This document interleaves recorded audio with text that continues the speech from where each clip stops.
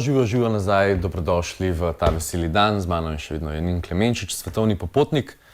Vprašanje, ko obiskujete vse te različne države, kaj vas najbolj pritegne? Arhitektura, kulinarika, ljudje, kultura ali vse skupaj? Od tega, kar si naštel, verjetno ljudje. Ali pa kultura. Kulinarika, je že zanimiv kaj pojesti. Jaz sem že kakšne zelo eksotične stvari jedel. Drugač pa ljudje verjetno, ja. Pa še fotograf sem, tako da zelo rad delam kakšne portrete.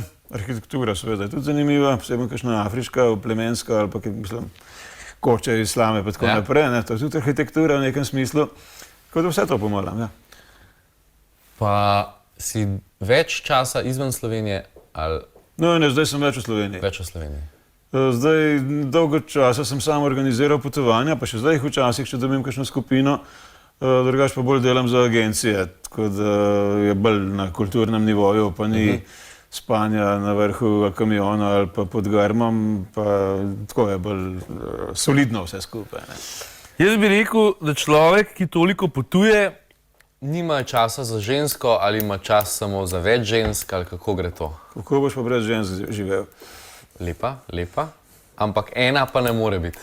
Ali z tabo hodi? Je odvisno od obdobja. Ne, jaz sem tak, da imam kar v enem obdobju eno, pa dokler traja, nič kaj je bistveno drugače kot kakšen drug človek. In zdaj, če midva rečeva, kje so najbolj cool ženske po vseh državah? Ja, to moraš pa definirati zdaj, kaj pomeni cool.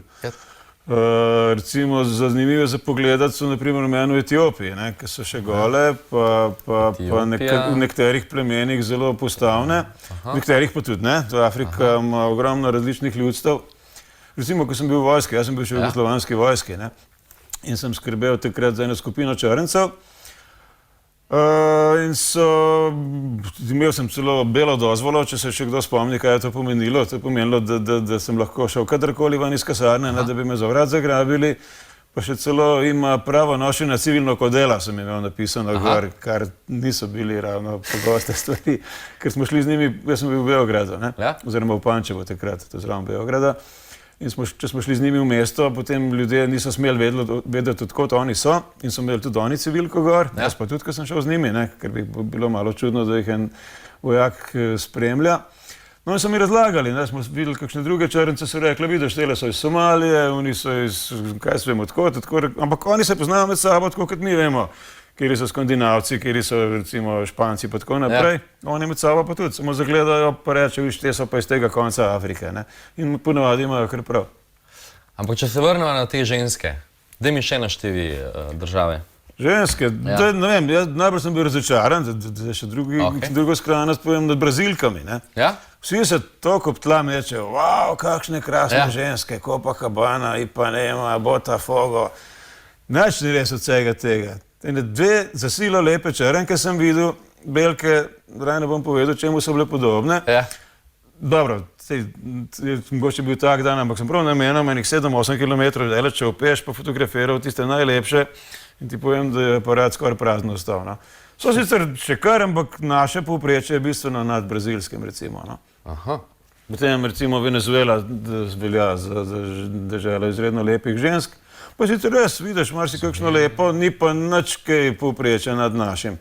Daj mi povej tam, kar so dobre, ne? Slovenke moram kar pohvaliti, skratka. Daj mi tam povej, kar so dobre, ne? Res, da grenke, veš. Veš kako je, prvič odvisno od okusa, če ima kdo take bolj obilne, dobro sem že hotel nekaj reči, pa ne bom. Potem greš pač drugam, ker če imaš rad recimo vitke ali pa športne ali pa kakršnekoli že. V Afriki so najlepše ženske na afriškem rogu, če te Afrika zanima. Azijke je zelo odvisno od okusa. Marsikdo hvali tiste punce na Daljnem vzhodu. So pa bolj drobne, mečkane, izredno lušne. Niso pa kakšne take materinski tipi. Če imaš rad take, potem tam ti ne bodo preveč všeč.